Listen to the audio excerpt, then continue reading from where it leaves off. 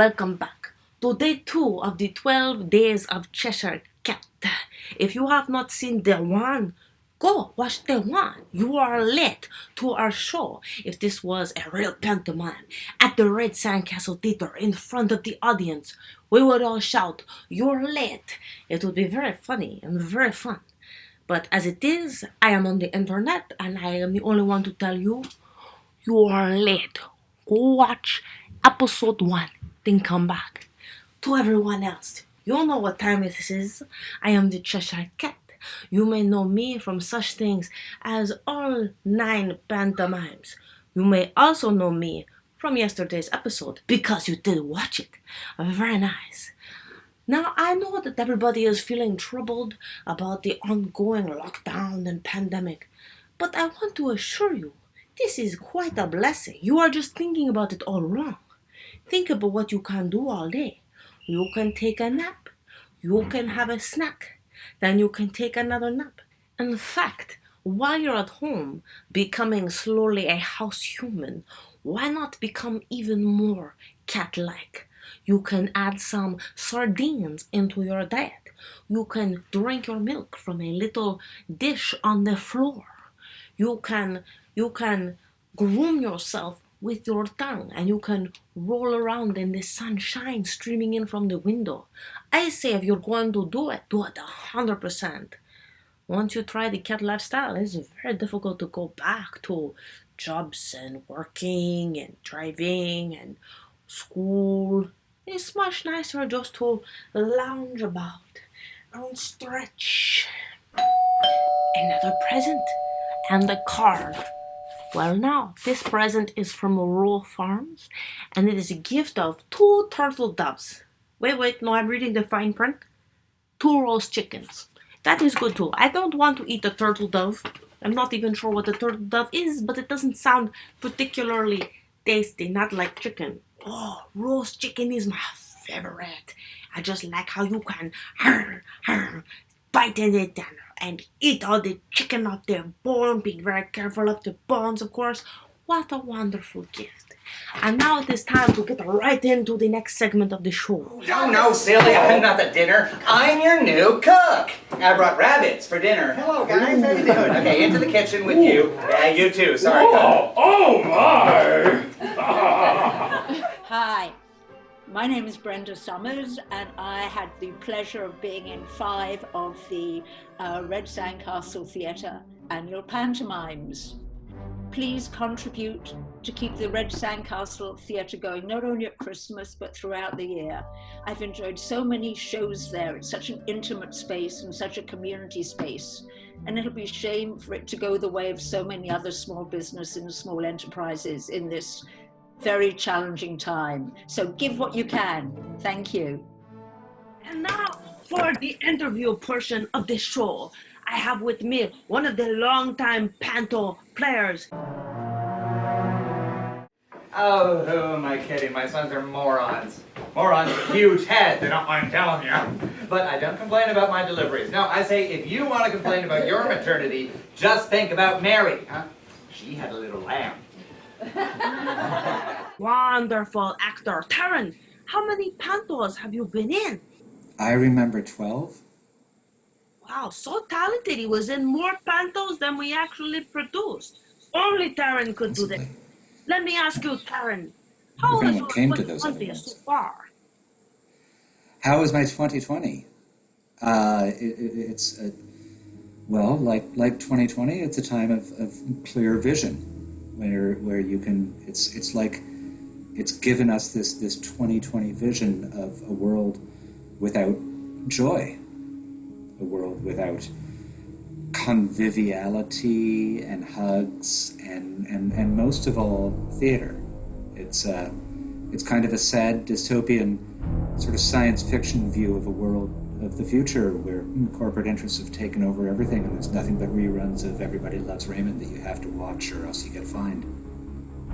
It's very profound. A little bit dark, but understandably so. It is a very difficult year. It has been, yes. There are moments of joy, certainly. Being able to Zoomify and connect with some of my dear friends and ex-colleagues and partners and some of the beautiful things that we've created over the years. Yes, there's moments of happiness. And then they fade. And then you're back to this. This is a very difficult time. And of course, what better way to cheer up anyone in any season but the pantomime? Absolutely. What's better than a pantomime? The smiling children, the chortling adults, the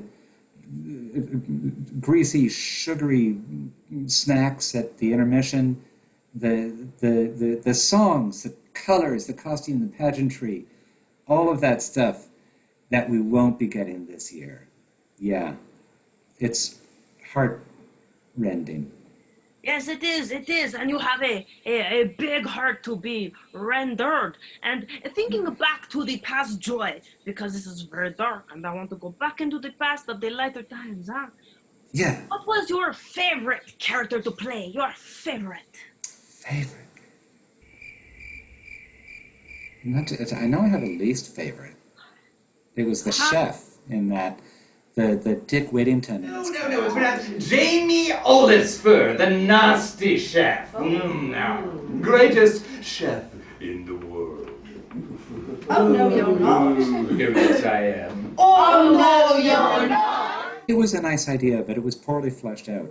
I've always felt that the biggest problem was that with that show was the lack of an intermission and sugary snacks. Yes, the sugary snacks give you a little boost, and you'll be happy to know we have a sugary snack recipe coming up for you on this show, so you can have it at home, even though there is no pantomime. Stay tuned to the show every day, a different sugary snack. Oh, that's good. That should help a little. As a man who has played many characters, you have played the mediocre chef that you mentioned just now, the wonderful Twanky of last year, and many villains, many condo developers and ogres and all kinds of things. You're broken. Goodness gracious, I enjoy the career that I picked, love it. You have a backstage ritual that lets you get into the bubble of the zone. Oh, yes. Yes, backstage starts with finding a clean place to hang your clothes when you get into costume. I find that's one of the key elements. Sometimes it involves some push-ups, maybe 2 or 4. If there's a swept spot on the stage where you can do that.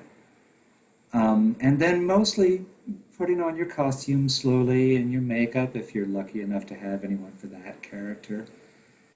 And reading your little notes to help you stay on track. Most of mine are just a series of one-liners that say, do what Jackie said. She must be very insightful. It's worked so Jackie far. character. It's a recipe for success, yes. Yes, I will have to reach out to her and thank her for all your wonderful performances and those push-ups. I noticed only even numbers of push-ups, 2 or 4. I just want to make sure I have the process correct for the children who may want to be an actor. Yes, well, it's important that, if you have an off day, you need to be able to just do half. You can't do half a push-up. That's just lying down. It doesn't sound so bad. I find myself often lying down in a little cat nap, and I find it very refreshing. This is how I get into the character of myself every day. Oh, that's very good. That's a good idea. I should watch you do that sometime. Anytime you like. But before you watch me take a nap, I noticed there's a little microphone in your frame. Are you going to bless us with a song today? I thought I would. I thought it's a seasonal time. It is a seasonal time, yes. Well put. It is, isn't it? It's a seasonal time, and I thought it was a good time. 100%. Yes. There was last season too, actually. And I there will be didn't next have a season. song for that one. But for this one, I thought maybe it would feel nice to spread a little cheer. I like cheer. It goes a little bit like, oh yes. Oh, the weather outside is frightful, but the fire is so delightful. And since we've no place to go, let it snow, let it snow, let it snow. It doesn't show signs of stopping, and I brought some corn for popping. The lights are turned way down low. Let it snow, let it snow, let it snow. When we finally kiss goodnight, how I hate going out in the storm. But if you really hold me tight, all the way home I'll be warm.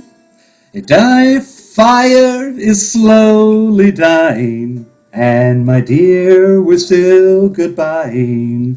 But as long as you love me so, let it snow, let it snow, let it snow.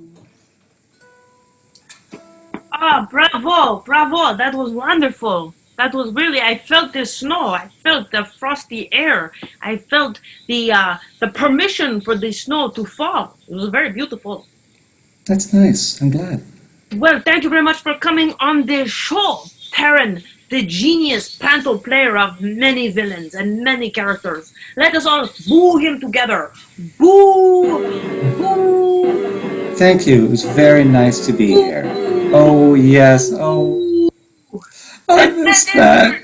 Really missed that. Your hand on mine. Oh, Penta, absolutely. A hand on the paw. Go! Oh, Panto! Penta!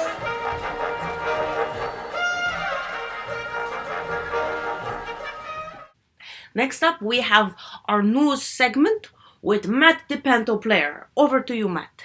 It's Christmas time panto player, Christmas time action news with your host, Matt, the panto player. Oh gosh, I'm so excited to bring you some news today. I'm gonna get right to it so we have lots of time. So, Santa Claus is, guys, we just had some breaking news. I have to cut to it. All right, taking to the action, breaking news. Oh, it's me, jolly old Saint Nick. That's right. I hope you've all had a merry holiday season. I sure have with Mrs. Claus here at the North Pole. That's right. We've had an excellent year making toys for kids, and we've had an exceptionally long list of nice kids and not naughty ones. Good job, everybody. Now, I hope that everyone got what they wanted for Christmas, but I did want to bring something up. See, if you didn't get what you want for Christmas, I'd like to direct you to our new helpline, 1-800 Santa Didn't Get Me What I Wanted for Christmas. You can call this helpline to file all of your complaints with a registered elven telemarketing guy. It's the professional term we use up here. And they will help assist you in procuring it at some later date. When? Well, I honestly don't know. By next year, you probably will want something different. That's what the marketing department's hoping anyway. Don't forget, put out some milk and cookies for me next year. Cinnamon snaps. Cinnamon's anti-inflammatory. I think that's something they say in LA. Back to you, Matt. Wow, that was really exciting, wasn't it? Oh, my producer's telling me we're all out of time. I guess we'll have to wait until we find out about Santa tomorrow. So tune in tomorrow for Santa with Christmas time player Chris Panto Matt Action News. And just like that, it is intermission time.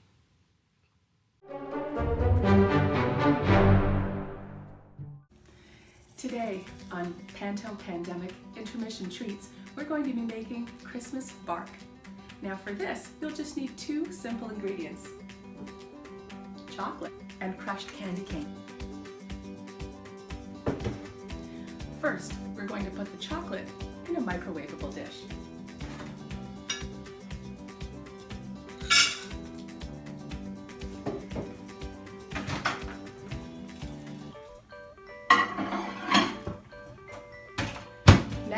put it in the microwave to melt it.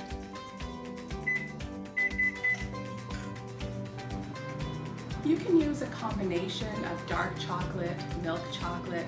I've chosen some rosettes from the bulk store, as well as some chocolate chips, because the blend of the chocolates together is really what gives this treat its flavor. Once you've melted the chocolate, simply sprinkle in your crushed candy cane. The red and white and green add a festive touch to the bark, and the peppermint flavor with the chocolate is simply delicious.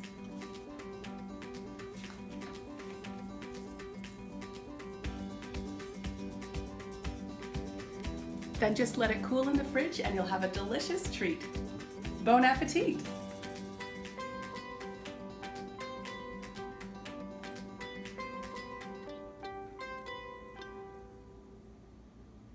It makes me so hungry to watch the little tricks get made. It looks like something even I could do with my big furry paws.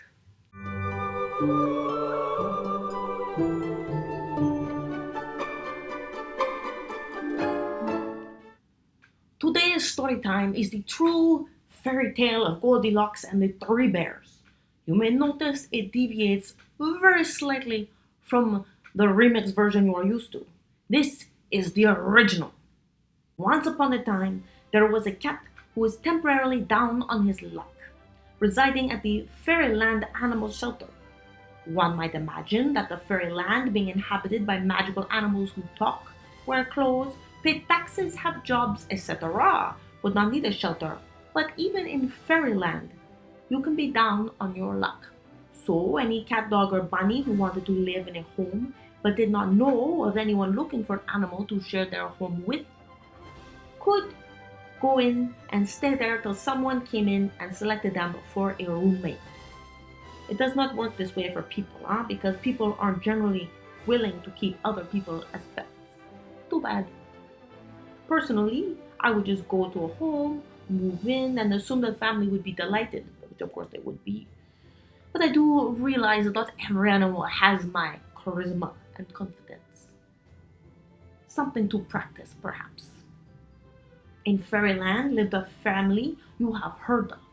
The three little bears. Mama Bear, Papa Bear, and Baby Bear.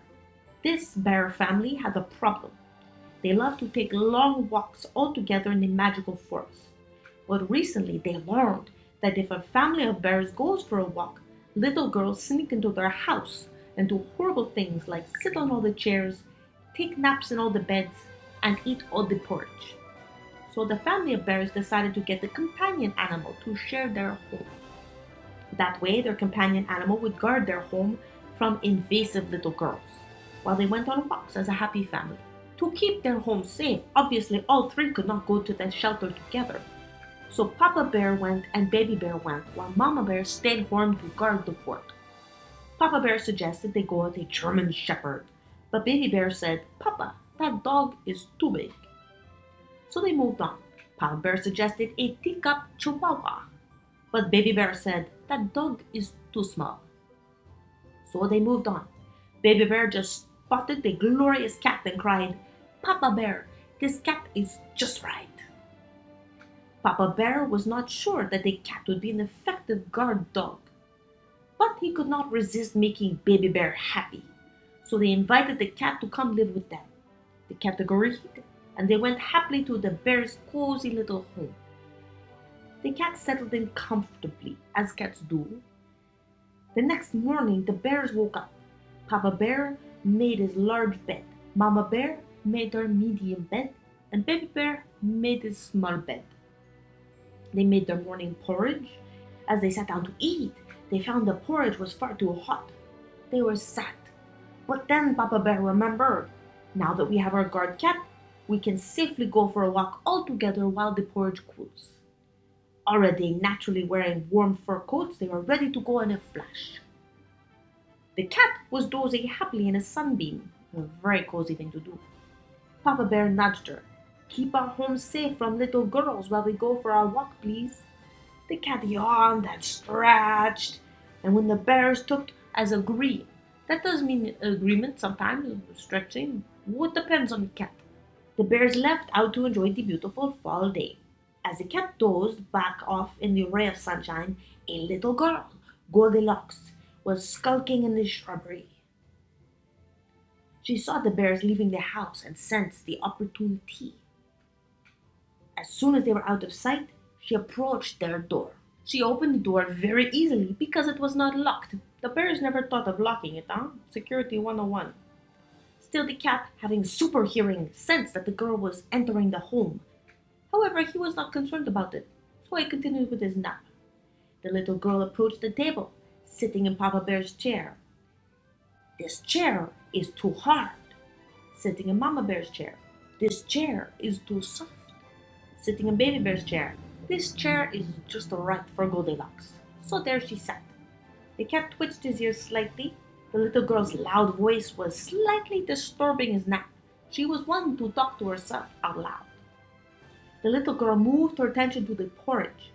She slid Papa Bear's bowl in front of her and tasted it. This porridge is too hot. Then she tried Mama Bear's porridge. This porridge is too cold. Then she tried Baby Bear's porridge. This porridge is just right. You know, I have to take a moment here and explain why the porridges were at different temperatures, right? Because they all got served the same temperature porridge at the same time. But a massive porridge, a big massive porridge, has a smaller surface area to volume ratio, which can help keep the heat in the bowl. Possibly also the material of the bowl itself may have helped preserve the heat. The little baby bowl had a large surface area to volume ratio, which means it was a very small amount of porridge. So the heat could easily escape, and that is why the porridges were at different temperatures. I thought that was important to point out because I want you to be able to concentrate on the rest of the story without distraction. She ate the porridge. Drowsy after eating so much porridge, the little girl decided to take a nap. A smart little girl. She climbed into Papa Bear's bed. Oh, this bed is too big. She tried Mama Bear's. This bed is too soft. She moved on to Baby Bear's. This bed is just right. She curled up and she went to sleep. The cat approved of this and actually moved from the sunbeam into the little bed because the girl was quite warm, very cozy. Returning from their walk, the bears found the house completely in disarray. The chairs were all pulled out from the table, the porridge was eaten or spilt, the spoons were everywhere, the beds were all unmade, but inside the last bed, still asleep, Goldilocks. The bears were thrilled that this pest of human was caught and detained by their guard cat. And the Fairyland authorities took her away. Goldilocks, her street alias, is now locked up in a tower and is going by her real name, Rapunzel. For it seems her parents were regular garden thieves themselves. And so she just really was brought up to lack boundaries, honestly. Cats are excellent at protecting your home from mice, but otherwise not particularly good guards, unless the intruder is adorable, asleep, and toasty warm. And that is the end of today's fairy tale. And that is the end of episode 2. Don't forget to donate, and share the video so more people can see the cat.